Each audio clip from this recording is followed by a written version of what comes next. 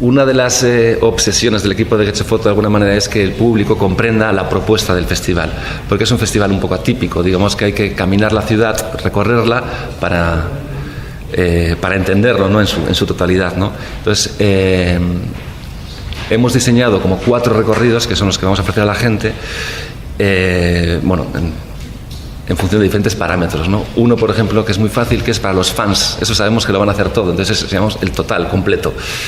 Luego hemos diseñado un recorrido para la gente un poco más urbana, que es el centro de Algorta, que hay como varias exposiciones, mercado, Torrene, la gasolinera, etcétera, etcétera.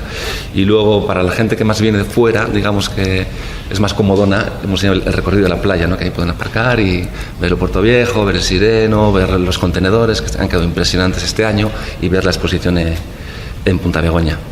Y luego también, en un afán por generar nuevos públicos, por atraer nuevas generaciones, generaciones más jóvenes, no nuevas generaciones, generaciones más jóvenes al festival, hemos diseñado un recorrido para familias, para hacer pues, con críos, porque también nos hemos dado cuenta, Mónica le encantan los animales, vive con un gato, y hay varios trabajos que tienen que ver con los animales, y creemos que es y con la naturaleza en general, ¿no? Entonces hemos diseñado un recorrido que arranca en San Nicolás, con un trabajo sobre árboles en China, luego siguen en Zabala, que hay un trabajo sobre zoológicos, y luego también, digamos, que culmina en la gasolinera con un trabajo también sobre naturaleza.